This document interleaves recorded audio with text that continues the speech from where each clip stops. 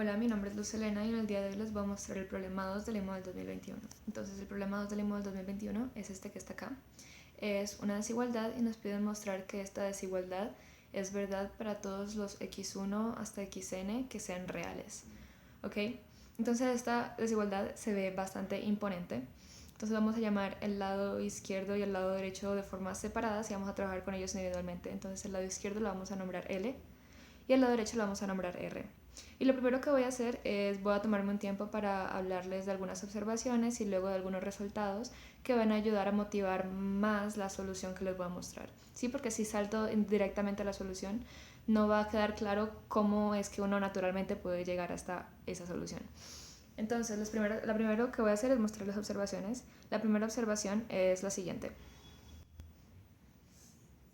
Si reemplazamos los x's por x's más epsilon, entonces lo que vamos a obtener son cosas interesantes tanto del lado izquierdo como del lado derecho. En el lado izquierdo vamos a notar que ninguno de los términos cambia, porque vamos a tener un xy más epsilon y luego un xj más epsilon. Entonces nos va a quedar un más epsilon y un menos epsilon que se van a cancelar en cada uno de los términos. Por otro lado, en el lado derecho, lo que nos va a quedar es que cada término va a tener esta forma. Entonces cada uno de los términos va a estar en función de epsilon y esto nos va a dar la libertad de manipular el lado derecho de formas que queramos. En particular lo que nos gustaría hacer es intentar buscar epsilons que nos ayuden a reducir el lado derecho, porque como el lado derecho es nuestro límite superior, normalmente lo que uno intenta hacer es buscar en qué momento el límite superior y el límite inferior se igualan. Entonces, intentando reducir el lado derecho, podemos descubrir un poco más al respecto de eso. Y eso siempre nos da más información al respecto del problema. Ahora, la segunda observación que les voy a hacer es una observación bastante sencilla y es la siguiente. La raíz cuadrada es una función cóncava. ¿Y por qué esto es una observación importante? Bueno, porque nuestro problema, nuestra desigualdad, está en términos de sumas de raíces cuadradas. En particular, sumas de raíces cuadradas de valores absolutos. Entonces, sería bueno saber cómo se ve raíz cuadrada de valor absoluto de x. Entonces, acá tenemos nuestro plano real, pues nuestro plano x y y. Y normalmente raíz cuadrada se ve de esta forma. Ups, me salté el cero. Se ve de esta forma, ¿cierto? Raíz cuadrada. Como es raíz cuadrada de valor absoluto, entonces también existe del otro lado y se ve exactamente igual, ¿sí? Está reflejado sobre el eje Y. Entonces así es como se ve nuestra función y como se dan cuenta es cóncava en todos lados excepto en x igual 0. Bueno, ¿y por qué es importante que raíz cuadrada sea una función cóncava? Porque es una observación que es bueno tener en cuenta. Pues normalmente si tenemos una desigualdad es muy útil saber si la función es una función cóncava o una función convexa. Y para explicarles por qué, les voy a mostrar varios resultados que tienen que ver con funciones cóncavas. Entonces, para empezar, no estoy segura si todos los que vayan a ver este video saben que es una función cóncava, entonces les voy a hablar un poco sobre qué es una función cóncava y luego sobre las propiedades relevantes. Entonces, una función cóncava se puede definir de varias formas. En particular, hay dos definiciones que voy a utilizar que son bastante comunes y son las siguientes. La primera es que es una función en donde la pendiente decrece, es decir, la pendiente va cambiando de esta forma. Como pueden ver en la figura, la pendiente va haciendo esto, que es decrecer. ¿Okay? Y esto más formalmente es lo que nosotros llamamos como una función cóncava, es aquella cuya segunda derivada es negativa, porque cuando la segunda derivada es negativa, significa que la pendiente decrece. La segunda definición es que una función cóncava es una función en donde el arco es esta parte de acá de la función, siempre está por encima de la cuerda, sin importar cuáles dos puntos escojamos. ¿Okay? Esto más formalmente lo podemos representar con el teorema de Jensen. Ahora no les voy a mostrar el teorema de Jensen en todo su esplendor porque no es tan sencillo de escribir, pero les voy a mostrar un caso particular que nos va a servir a nosotros. Entonces, un caso particular del teorema de Jensen es, por ejemplo, el siguiente. Un caso particular es que si tenemos f de x, que es una función cóncava, entonces f de x más f de y sobre 2 va a ser menor o igual que f de x más y sobre 2. ¿Ok? En general, lo que Jensen dice es que una combinación lineal de imágenes dentro del rango en donde la función es cóncava va a ser menor o igual que la imagen de una combinación lineal dentro del rango en donde la función es cóncava. Y esto es precisamente lo mismo que el arco está por encima de la cuerda, porque si se dan cuenta, el lado izquierdo de acá va a corresponder a un punto encima de la cuerda, mientras que el lado derecho va a corresponder a un punto encima del arco. Entonces, que el lado izquierdo sea menor que el lado derecho nos dice que la cuerda queda por debajo del arco. ¿Ok? Ahora, teniendo en cuenta estas dos definiciones, podemos deducir dos propiedades que van a ser bastante relevantes para nosotros. Entonces, la primera propiedad es la siguiente. La suma de funciones cóncavas es una función cóncava. Y esto se puede ver muy fácilmente con la primera definición, porque una función cóncava tiene derivada negativa. Ahora, las derivadas se suman, ¿cierto? Si tienes una suma y le sacas la derivada, pues vas a tener sumas de derivadas. Entonces, si tienes una suma de funciones cóncavas, la segunda derivada va a ser una suma de derivadas negativas. Entonces también va a ser una derivada negativa. ¿Ok? Ahora, la segunda propiedad es la siguiente. Si f es una función cóncava en x, supongamos x está por acá, este es x, entonces existe un epsilon tal que f de x más epsilon es menor que f de x, lo que significa que nos podemos mover en alguna de las dos direcciones y vamos a disminuir el valor de nuestra función. En este caso nos podemos mover, por ejemplo, en esta dirección y vamos a disminuir el valor de nuestra función. ¿Ok? Y ahora, para probarlo, podemos considerar formalmente, podemos considerar el teorema de Jensen. Entonces, si utilizamos el teorema de Jensen de esta forma, en donde x va a ser x más epsilon y y va a ser x menos epsilon, vamos a obtener esto de acá. Y si obtenemos esto de acá, esto nos dice que o x más epsilon es menor que f de x, o x menos epsilon es menor que f de x, porque si los dos son mayores que f de x, no hay forma que el promedio sea menor que f de x. ¿Ok? Entonces, ahora si nosotros intentamos aplicar estos resultados a nuestro problema, lo que vamos a obtener es esto de acá. Aplicando este resultado al lado derecho, lo que vamos a obtener es que existe un epsilon. En este caso, el epsilon que nosotros mencionamos anteriormente, donde vamos a obtener que en el lado derecho los términos se ven de esta forma. Existe un epsilon que va a hacer que esta expresión sea menor que esta expresión. Y como se dan cuenta, esta expresión es la expresión original de nuestro lado derecho y esta expresión es la expresión que obtenemos después de que hacemos el cambio de x sub i, después de que reemplazamos x sub i por x sub i más epsilon. ¿Ok? Entonces esto es bastante interesante. Lo que nos dice es que podemos escoger un epsilon tal que después de que hagamos este cambio, nuestro lado derecho disminuya.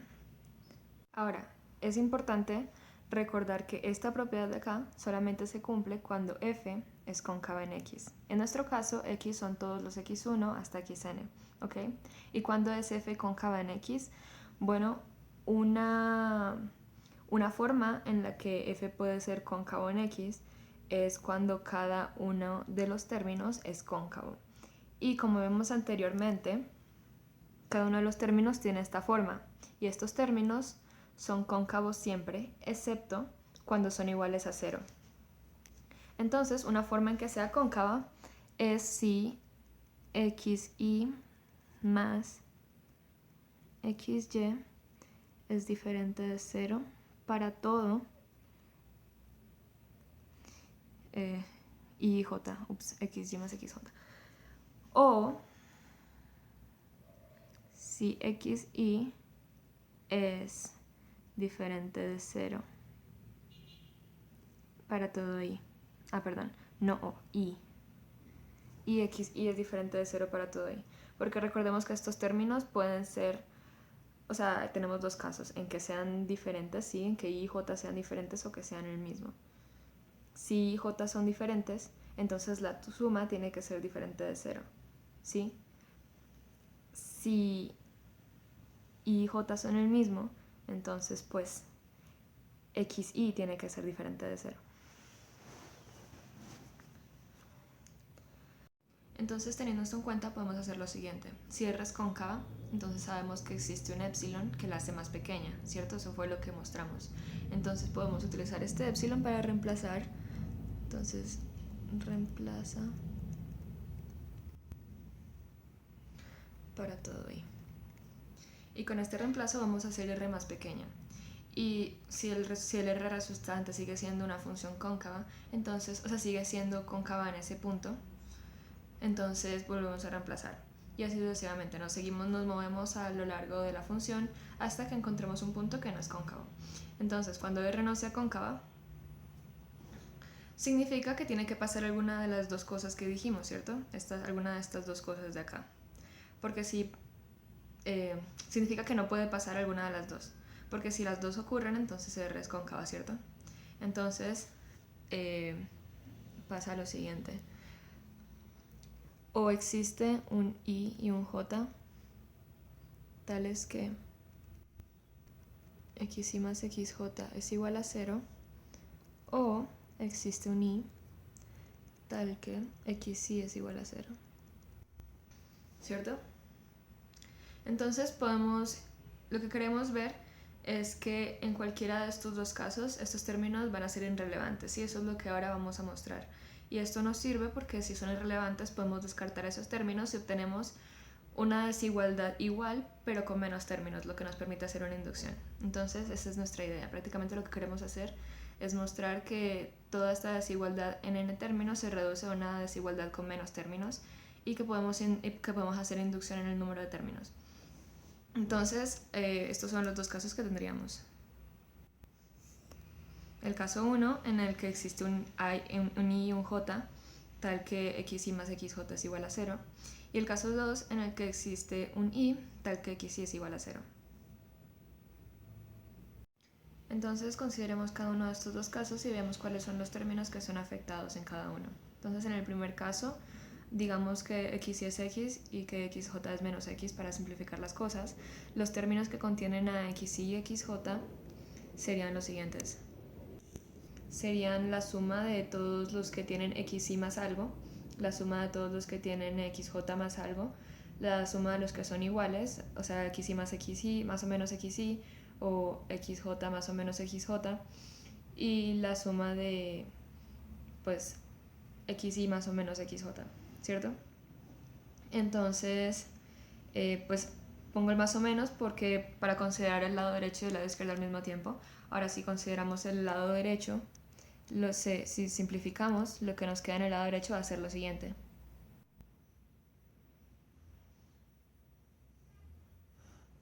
Lo que nos va a quedar en el lado derecho es esto, porque si nos damos cuenta, este término de acá se convierte en este término de acá solamente reemplazando el xy por x.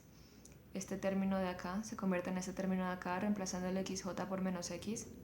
Estos dos términos se van a cancelar porque en el lado derecho estamos restando. Y el último término va a tener un x menos x. Entonces vamos a tener un valor absoluto de 2x. Ahora, ¿qué pasa en el lado izquierdo? Ay, perdón, este era el lado izquierdo. Porque en el lado izquierdo no estamos restando. Lado izquierdo. ¿Qué pasa en el lado derecho? En el lado derecho, que es donde estamos sumando, vamos a obtener lo siguiente.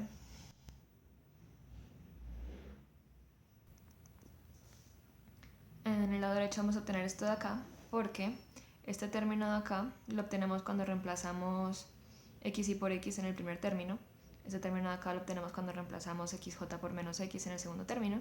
Este término de acá lo obtenemos porque cada uno de estos, perdón, este término de acá debe ser de esta forma, lo obtenemos porque cada uno de estos, cuando está sumando, nos da 2x, nos da valor absoluto de 2x o de menos 2x, que es igual. Entonces obtenemos 2 de estos. Y este término de acá se va a cancelar porque estamos sumando. Y en este caso la suma de x y más xj va a dar 0. ¿Cierto? Entonces vamos a obtener esto en el lado izquierdo y esto en el lado derecho. Y si nos damos cuenta, estos términos se van a cancelar. Este término se cancela con este término de acá porque estamos tomando valor absoluto. Este término se cancela con este término de acá también porque estamos tomando valor absoluto, y este término se cancela con este término de acá.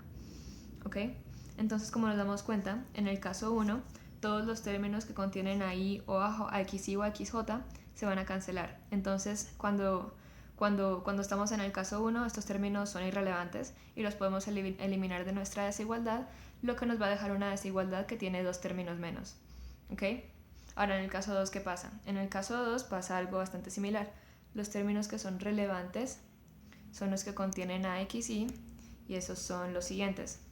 Son todos los que suman x y más algo, más o menos algo, y todos los que tienen x y pues x y más o menos x y itself, el mismo, ¿cierto?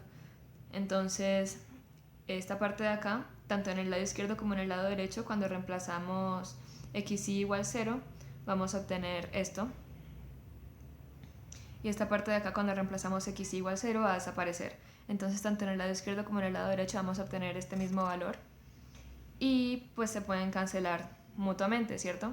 Entonces, lo que obtenemos en el caso 2 es que los términos que contienen a x y son irrelevantes. Entonces podemos eliminar a x y de la desigualdad y obtenemos una desigualdad con un término menos. Entonces, podemos hacer inducción, ¿cierto? Y lo único que nos queda ver en la inducción es probar los casos bases. Pero como nos damos cuenta, necesitaríamos 2 casos bases, y esos 2 casos bases serían 0 o 1, porque esta prueba, esta reducción que hicimos acá, lo único que asume es que tenemos por lo menos 2 términos, ¿cierto? Entonces, los únicos casos que faltarían por probar que no están cubiertos por esta reducción son 0 y 1. Y pues estos casos son triviales. N igual 0 y n igual 1 son triviales. Entonces esto concluye nuestra prueba.